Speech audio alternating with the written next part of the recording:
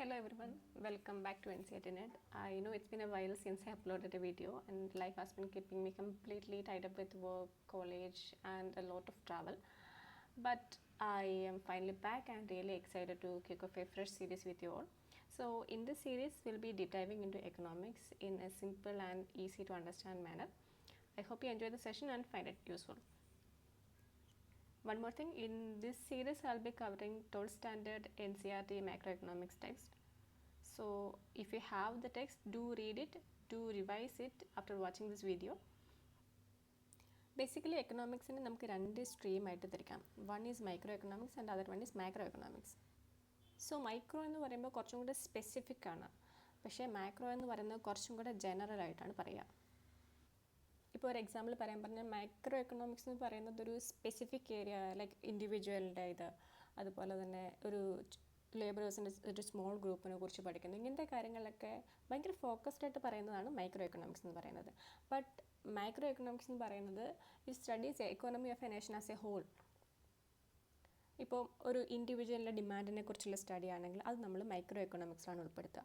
But at the same time ഒരു നേഷൻ്റെ ഒരു ഇൻകത്തിനെ കുറിച്ചോ ഇൻകം ലെവലിനെ കുറിച്ചൊരു നേഷനെ കുറിച്ച് പറയുമ്പോൾ നമ്മൾ അവിടെ യൂസ് ചെയ്യുന്നത് മൈക്രോ എക്കണോമിക്സ് ആണ്. ഇനിയും ഒരു എക്സാമ്പിൾ പറയണമെങ്കിൽ ഇപ്പം നമ്മൾ കേരളത്തിൽ നമ്മുടെ ഓറഞ്ചിൻ്റെ പ്രൈസ് എത്രയാണെന്ന് നോക്കുകയാണെങ്കിൽ അതെന്ന് പറയുന്നത് ഭയങ്കര സ്പെസിഫിക് ആണ്, അല്ലെ? ഒരു ഭയങ്കര സ്പെസിഫിക് ഇൻ ദ സെൻസ് ഓറഞ്ചാണ് നമ്മൾ നോക്കുന്നത്, അതുപോലെ തന്നെ കേരളത്തിനുള്ളിലാണ് നോക്കുന്നത്. അപ്പോൾ അതെന്താ പറയുക, അത് മൈക്രോയിലാണ് വരിക. ബട്ട് ഏതെങ്കിലും ഒരു പ്രൊഡക്റ്റിൻ്റെ പ്രൈസ് ലെവൽ ലൈക്ക് ഇന്നതാണെന്ന് സ്പെസിഫൈ ചെയ്യുന്നില്ല, but price level of all പ്രൊഡക്ട്സിന് ഇന്ത്യ പറയുകയാണെങ്കിൽ അത് ഇന്ത്യ ആസ് എ ഹോളാണ് പറയണത്. അതുകൊണ്ട് തന്നെ it will come under microeconomics. So ഈ ഇൻട്രൊഡക്ടറി ചാപ്റ്ററിൽ നമ്മൾ നോക്കുന്നത് some of the basic principles of micro economics analysis. In macroeconomics, we usually simplify the analysis of how the country's total production and the level of employment are related to the attributes or variables, economic variables in parayum, like prices, rate of interest, wage rates, profits and so on, by focusing on a single imaginary commodity and what happens to it. ഈ പറഞ്ഞ economic variables change ആവുന്നതിനനുസരിച്ച് നമ്മുടെ എക്കോണമിയിൽ ഒരുപാട് മാറ്റങ്ങൾ ഉണ്ടാവുന്നുണ്ട്. For example, ഇപ്പോൾ price കൂടുകയാണെങ്കിൽ അതിനെ നമ്മൾ എന്താ പറയുക, ഇൻഫ്ലേഷൻ ആണ് പറയുക.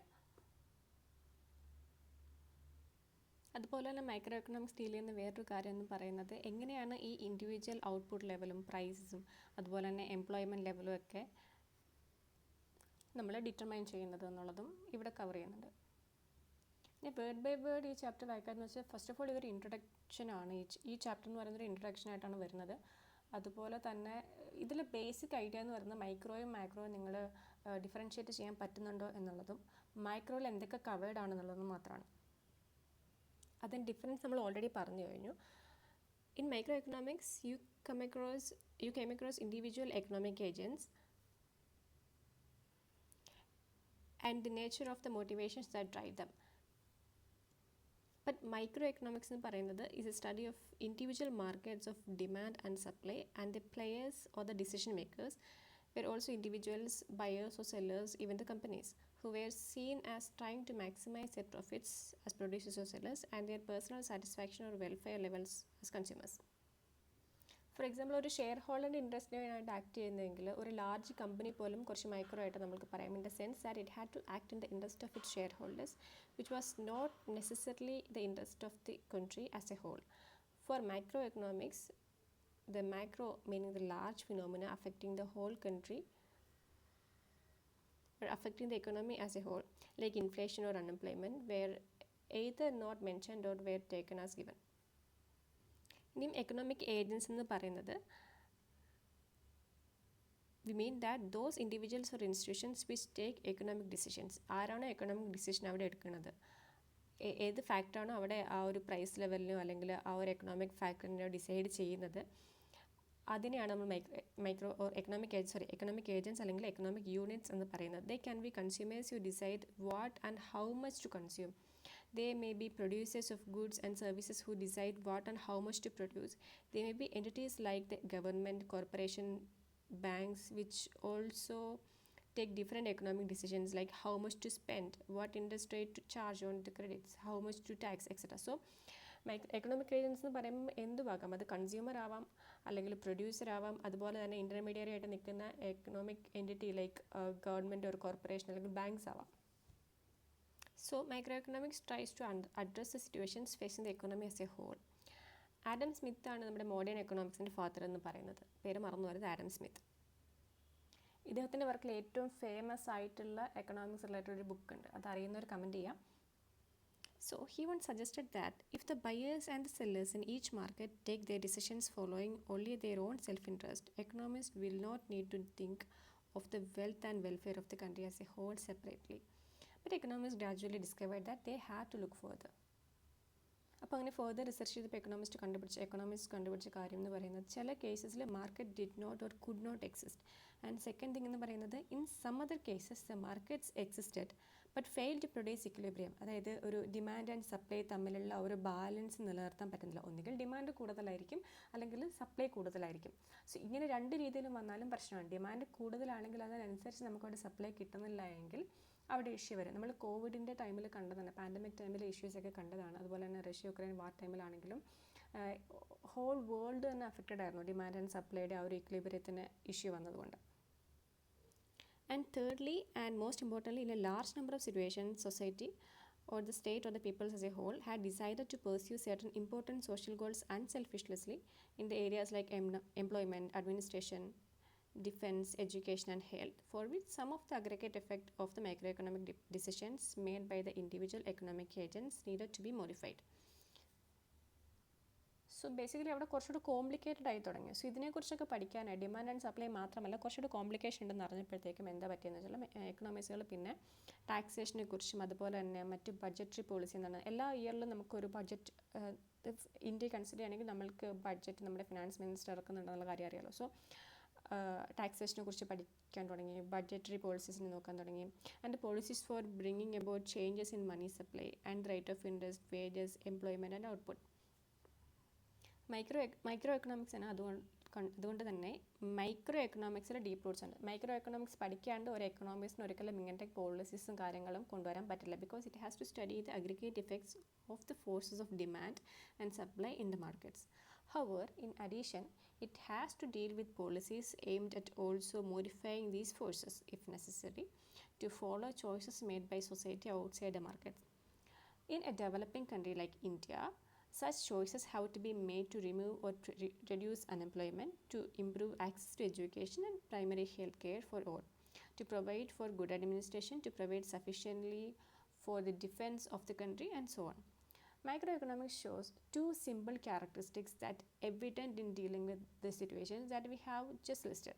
These are briefly: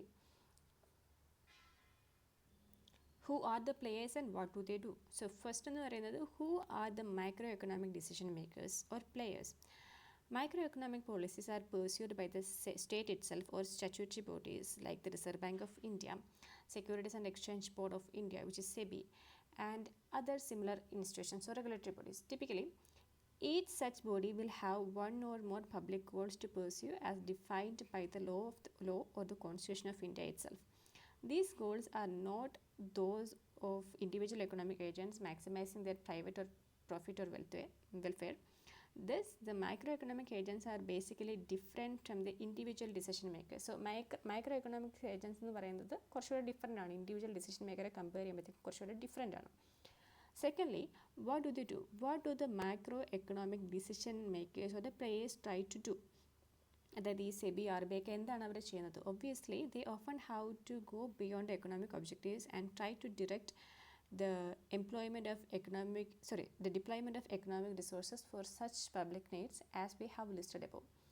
Such activities are not aimed at serving the individual self-interest. They are pursued for the welfare of the country and its people as a whole. So RBI ഒരു കാര്യം ഇറക്കുമ്പോൾ, RBI ഒരു policy അല്ലെങ്കിൽ എന്തൊരു കാര്യം ഇറക്കുമ്പോൾ അതൊരിക്കലും ഒരു ഇപ്പം ഇന്ന വീട്ടിലേക്ക് നിന്ന ആൾക്ക് വേണ്ടി മാത്രം തന്നെ ഫോക്കസ്ഡ് ആയിരിക്കത്തില്ല. ഒരു നേഷൻ ആസ് എ ഹോളിന് വേണ്ടിയിട്ടാണ് ആ ഒരു പെർട്ടിക്കുലർ ഡിസിഷൻ RBI എടുക്കുന്നത്.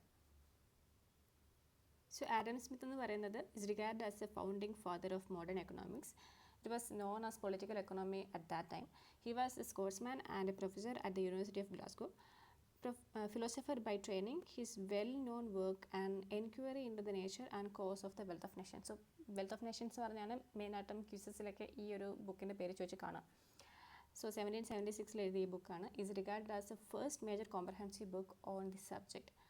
The passage from the book, it is not from the benevolence of the butcher, the brewer, of the baker, that we expect our dinner, but from their regard to their own interest. We address ourselves not to their humanity but to their self-love, and never talk to them of our own necessities but of their advantage. This statement is often cited as an advocacy for free market economy. So ഈ ഒരു statement തന്നിട്ട് നിങ്ങൾക്ക് ഏതെങ്കിലും ഒരു എക്സാമിന് ഇത് ഏത് market എക്കോണമിനാണ് കാണിക്കുന്നത് വെച്ചാൽ ഇത് ഫ്രീ മാർക്കറ്റ് എക്കോണമിനാണ് കാണിക്കുന്നത്. The physiocrats of France were prominent thinkers of political economy before Smith. ഇനി ഇതിൻ്റെ emergence എങ്ങനെയാണെന്ന് നോക്കാം. Microeconomics as a separate branch of economics emerged after the British economist John Maynard Keynes published his celebrated book The General Theory of Employment, Interest and Money in 1936. So കെയ്ൻസിൻ്റെ book ഏതാണ്? The General Theory of Employment, Interest and Money. The dominant thinking in economics before Keynes was that all the laborers who are ready to work will find employment and all the factories will be working at their full capacity. This school of thought is also known as a classical tradition. അദ്ദേഹം അതിനെ support ചെയ്തുവെങ്കിലും പക്ഷേ പിന്നീട് 1929 great depression ഉണ്ടായി. And subsequent ഇയേഴ്സിൽ ശരിക്കും പറഞ്ഞാൽ യൂറോപ്പിലും അതുപോലെ north അമേരിക്കയിലും ഒക്കെ ഒരുപാട് എംപ്ലോയ്മെൻറ്റ് ലെവലാണെങ്കിലും ഔട്ട്പുട്ട് ലെവലാണെങ്കിലും ഭയങ്കര ഒരു ഡൗൺ എഫക്റ്റ് ഉണ്ടായി. It affected other countries of the world as well. Demand for goods in the market was low. Many factories were lying idle. Workers were thrown out of their jobs. In USA from 1929 to 1933, unemployment rate rose from 3% to 25%. Unemployment rate may be defined as a number of people who are not working and are looking for jobs divided by the total number of people who are working or looking for jobs. So ഒന്നുകിൽ currently work ഇല്ലാത്തവർ അതുപോലെ തന്നെ job നോക്കിക്കൊണ്ടിരിക്കുന്നവരുടെയും number divided by ആ ടൈമിൽ അവിടെയുള്ള total number of people who are working or looking for jobs. Over the same period, aggregate output in the USA fell by about 33%. These events made economists think about the functioning of the economy in a new way. The fact that the economy may have long-lasting unemployment had to be theorized about and explained. Keynes' book was an attempt in this direction.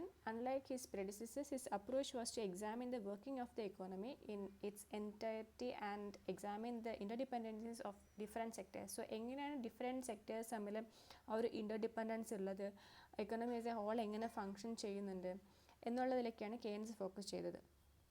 The subject of micro economics was born. So അങ്ങനെയാണ് micro economics വന്നാൽ ഇൻ്റർഡിപ്പെൻഡൻസീസ് അറിയുക, അതുപോലെ തന്നെ economics A whole എങ്ങനെ work ചെയ്യുന്നു, എങ്ങനെ ഇങ്ങനെ പ്രശ്നങ്ങൾ ഉണ്ടാവുന്നു.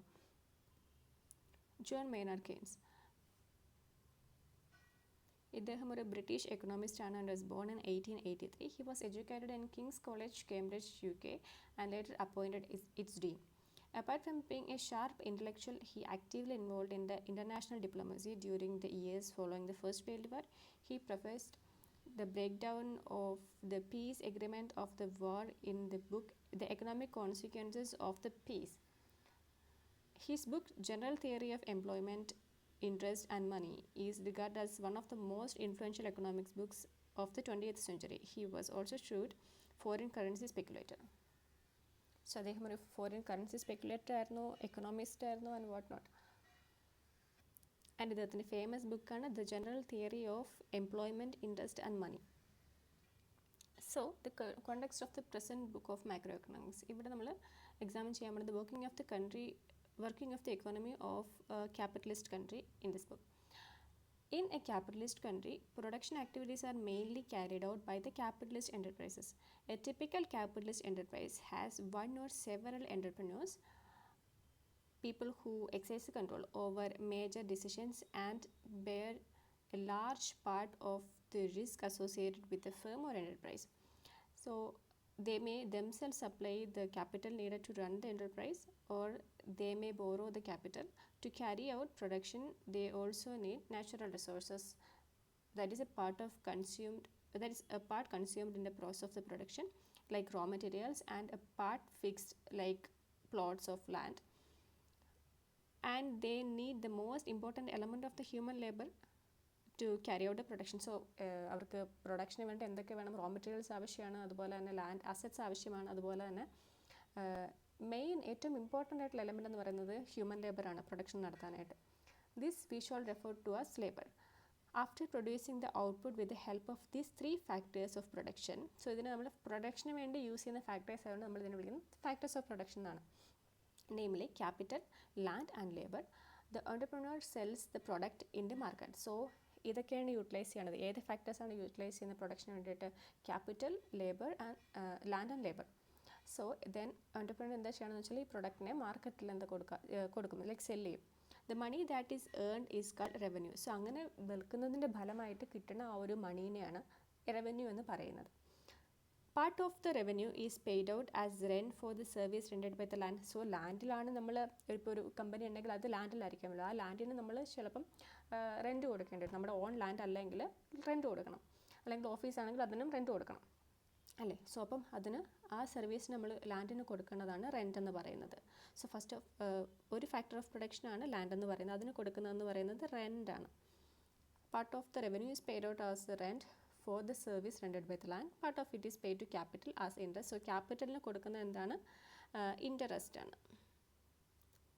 സോ ലാൻഡിന് റെൻറ്റ് കൊടുത്തു, ക്യാപിറ്റലിന് ഇൻട്രസ്റ്റ് കൊടുത്തു. ആൻഡ് ദെൻ ലേബർ ഉണ്ട്. ലേബറിന് എന്തായിരിക്കും കൊടുക്കുക? നമ്മൾ ജോലി എടുക്കുമ്പോൾ നമുക്ക് എന്താണ്, നമുക്ക് വേജസ് കിട്ടും അല്ലേ. So and the part of it goes to labour as wages. So റവന്യൂവിൽ നിന്നാണ് ഇത്രയും കാര്യങ്ങൾ അവർ സ്പ്ലിറ്റ് ചെയ്ത് കൊടുത്തത്. The rest of the revenue is the earning of the entrepreneurs and it is called profit. So ഒരു ചെറിയൊരു ഭാഗം അവർ വർക്ക് ചെയ്തതിൻ്റെ ഫലമായിട്ട് എൻ്റർപ്രനേഴ്സിന് കിട്ടുന്നു, അതിനെ പറയുന്നതാണ് പ്രോഫിറ്റ് എന്ന് പറയുന്നത്. The profits are often used by the producers in the next period to buy new machinery or to build new factories. എന്നിട്ട് നമുക്ക് കുറച്ച് പ്രോഫിറ്റ് ഉണ്ടായെന്ന് വെച്ചോ സപ്പോസ്. അപ്പോൾ ഈ പ്രോഫിറ്റിൽ നിന്നാണ് നമുക്ക് അടുത്ത തവണ എന്തെങ്കിലും ഒരു പുതിയ മെഷീനറി എന്തെങ്കിലും വാങ്ങണമെന്നുണ്ടെങ്കിൽ എന്തെങ്കിലും ഒരു എക്യുപ്മെൻറ്റ് വാങ്ങണമെന്നുണ്ടെങ്കിൽ അത് യൂസ് ചെയ്യുക. So that production can be expanded. Production expand ചെയ്യാനായിട്ട് ഇപ്പോൾ എനിക്കൊരു കാര്യസാധനം കൂടെ എനിക്ക് എൻ്റെ ഫാക്ടറിയിൽ വേണം. അപ്പോൾ അതിന് വേണ്ടി ഞാൻ എൻ്റെ കയ്യിലേക്ക് ഓൾറെഡി ഇരിക്കുന്ന പ്രോഫിറ്റും കൂടെ ഞാൻ അതിന് വേണ്ടി കുറച്ച് യൂസ് ചെയ്യും. These expenses which raise productive capacity are examples of the investment expenditure. So അങ്ങനെ ഞാനിപ്പം ഒരു എമൗണ്ട് കൊടുത്തിട്ട് ഞാൻ എൻ്റെ ഫാക്ടറിയിലേക്ക് ഒരു മെഷീൻ വാങ്ങിച്ചു. അതിന് അതൊരു ശരിക്കും ഒരു അസറ്റ് നമ്മളവിടെ ക്രിയേറ്റ് ചെയ്യണം. ഒരു പ്രൊഡക്റ്റീവ് അതങ്ങനെ വാങ്ങി വെക്കുന്നത് കൊണ്ട് അതിലേക്ക് കുറച്ച് ക്യാഷ് ഇൻവെസ്റ്റ് ചെയ്ത് ഞാനത് വാങ്ങി വെക്കുന്നതുകൊണ്ട് എൻ്റെ പ്രൊഡക്ടിവിറ്റി കൂടുകയാണ്, എൻ്റെ ഫാക്ടറിയുടെ പ്രൊഡക്ടിവിറ്റി കൂടുകയാണ് ചെയ്യുന്നത്. സോ ഇതിനെ നമ്മൾ ഇൻവെസ്റ്റ്മെൻറ്റ് എക്സ്പെൻഡിച്ചർ എന്നാണ് പറയുന്നത്. In short, a capitalist economy can be defined as an economy in which most of the economic activities have the following characteristics. There is private ownership of means of production. Next, production takes place for selling the output in the market. Then there is sale and purchase of labor services at a price which is called wage rate. Wage labor എന്ന് പറയുന്നത് labor which is sold and purchased against wages. അതിനാണ് wage labor എന്ന് പറയാം. If we apply the above mentioned 4 criteria to the countries of the world, we would find that the capitalist countries have come into being only during the last 300 to 400 years. Moreover, strictly speaking, even at present, a handful of countries in North America, Europe and Asia will qualify as capitalist countries. In many underdeveloped countries, production in agriculture especially is carried out by peasant families. Wage labor is seldom used and most of the labor is performed by the family members themselves. Production is not solely for the market. A great part of it is consumed. So മാർക്കറ്റിൽ കൊടുക്കാൻ വേണ്ടി മാത്രമല്ല production എന്ന് പറയുന്നത്, അതിൻ്റെ ഒരു majority പാർട്ടും കൺസംഷന് വേണ്ടി യൂസ് ചെയ്യുന്നുണ്ട്, ഫാമിലീസിൻ്റെ തന്നെ കൺസംഷന് വേണ്ടി യൂസ് ചെയ്യുന്നുണ്ട്. Neither do many peasant farms experience a significant rise in capital shock over the time.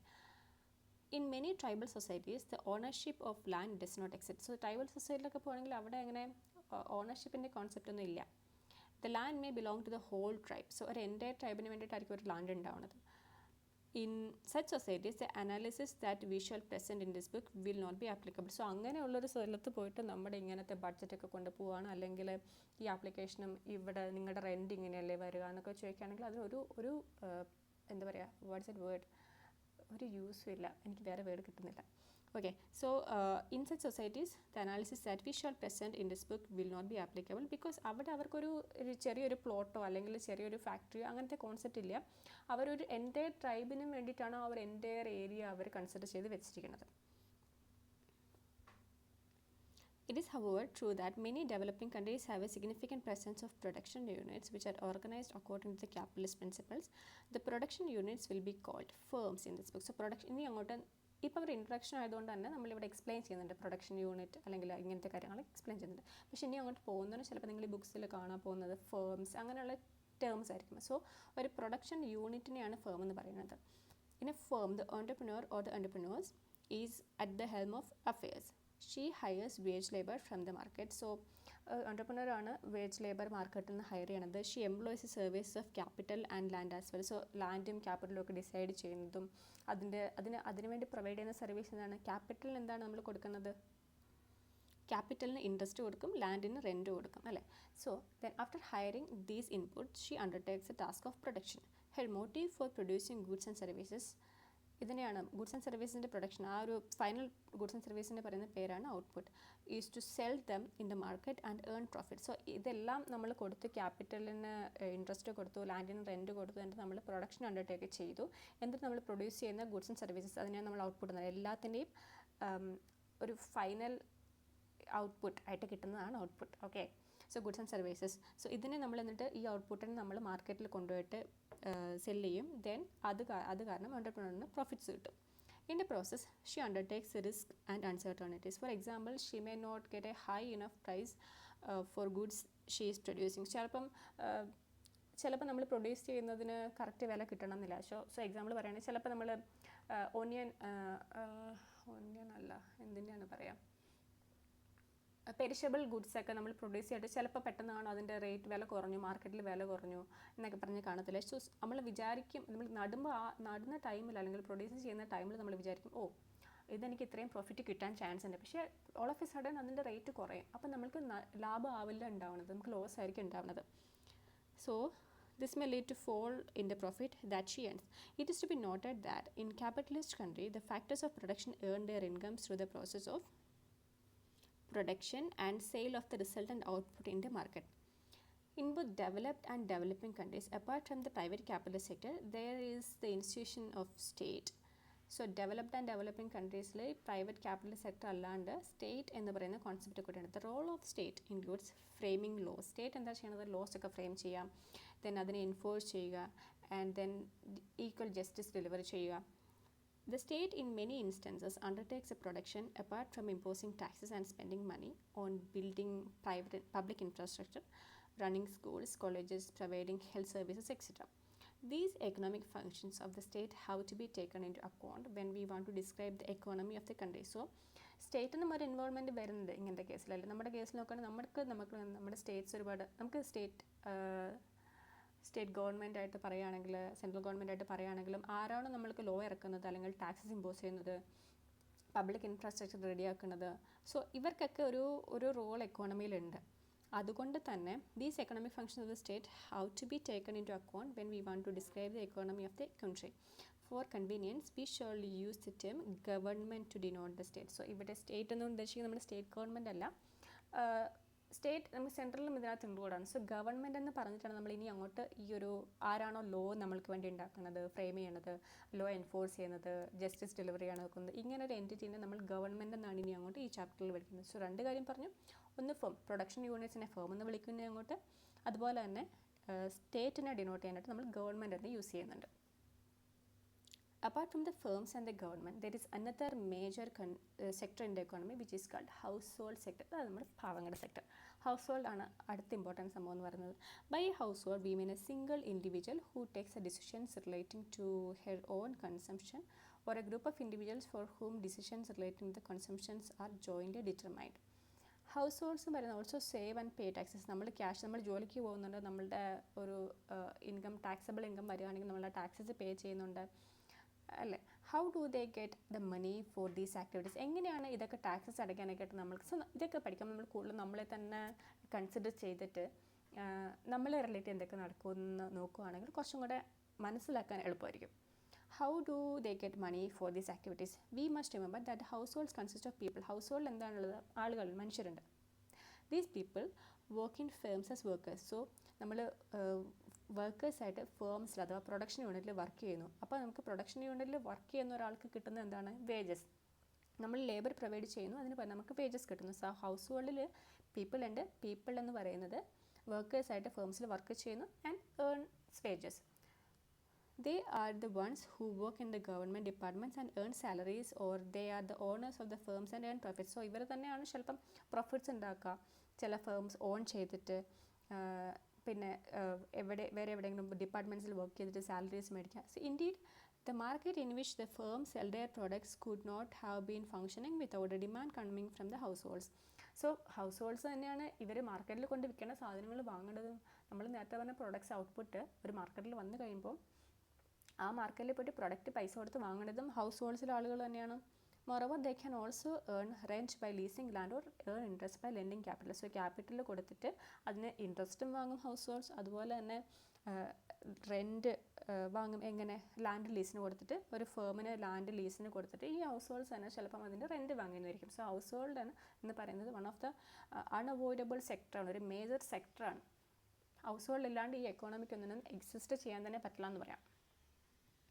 So far we have described the major players in the domestic economy, but all the countries of the world are also engaged in external trade. The external sector is a fourth important sector in our study. Trade with the external sector can be of two kinds. രണ്ട് തരത്തിൽ നമുക്ക് ട്രേഡിനെ പറയാം. House ഹോൾഡ്സിനെ കുറിച്ച് പറഞ്ഞു, അത് കഴിഞ്ഞപ്പോൾ നമ്മൾ external സെക്ടറിലോട്ടാണ് പോകുന്നത്, കാരണം നമ്മൾ ഇമ്പോർട്ട് എക്സ്പോർട്ട് ഒക്കെ ഒരുപാട് ചെയ്യുന്നുണ്ട്.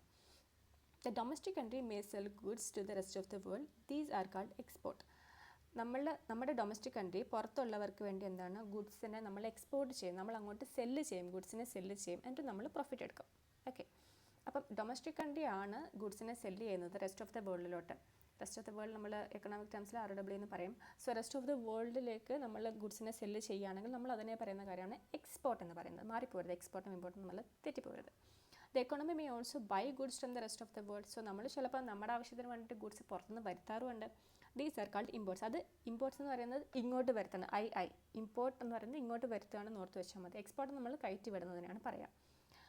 സോ ഫോർ എക്സാമ്പിൾ എൻ്റെ അച്ഛൻ ശരിക്കും ഒരു എക്സ്പോർട്ടിംഗ് കമ്പനിയിലെ പ്രൊഡക്ഷൻ മാനേജറായിട്ടാണ് വർക്ക് ചെയ്യണത്. സോ അവിടെ എന്താ വെച്ചാൽ ഇവിടെ പ്രൊഡക്ട്സ് അവർ എക്സ്പോർട്ട് ചെയ്യുകയാണ് to Japan or China or വേറെ ഏത് വേൾഡിലെ ഏത് പാർട്ടിലേക്കാണെങ്കിലും അവർ ഗുഡ്സിനെ അങ്ങോട്ട് എക്സ്പോർട്ട് ചെയ്യുകയാണ് ചെയ്യുന്നത്. പക്ഷേ നമ്മൾ ഇങ്ങോട്ട് ഇമ്പോർട്ട് ചെയ്യുമ്പോൾ നമ്മൾ വേറെ രാജ്യത്തു നിന്നുള്ള പ്രൊഡക്ട്സ്, ഇപ്പോൾ ഡ്രസ്സ് നമ്മൾ ഇങ്ങോട്ട് ഇമ്പോർട്ട് ചെയ്യുന്നു, അല്ലെങ്കിൽ നമ്മൾ ഓയിൽ ഇങ്ങോട്ട് ഇമ്പോർട്ട് ചെയ്യുന്നു, അല്ലെങ്കിൽ എന്ത് പ്രൊഡക്റ്റ് ആയാലും നമ്മൾ ഇങ്ങോട്ട് വരുത്തുന്നതിനാണ് ഇങ്ങോട്ട് ഗുഡ്സിനെ വരുത്തുന്നതിനെ പറയുന്ന പേരാണ് ഇമ്പോർട്ട് എന്ന് പറയാം. Besides exports and imports, the rest of the world affect the domestic economy in the other ways as well.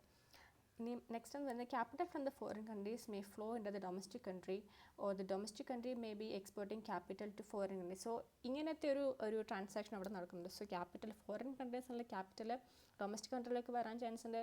Domestic കൺട്രിയിൽ നിന്നും ക്യാപിറ്റൽ അങ്ങോട്ട് എക്സ്പോർട്ട് ചെയ്യാനും ചാൻസ് ഉണ്ട് ഫോറിൻ കൺട്രീസിലോട്ട്. സോ 3 കാര്യം പറഞ്ഞു. ഒന്ന് എക്സ്പോർട്ട്, അത് നമ്മൾ അങ്ങോട്ട് റെസ്റ്റ് ഓഫ് ദ വേൾഡിലേക്ക് ഒരു ഡൊമസ്റ്റിക് കൺട്രി ഗുഡ്സ് സെല്ല് ചെയ്യുന്നു.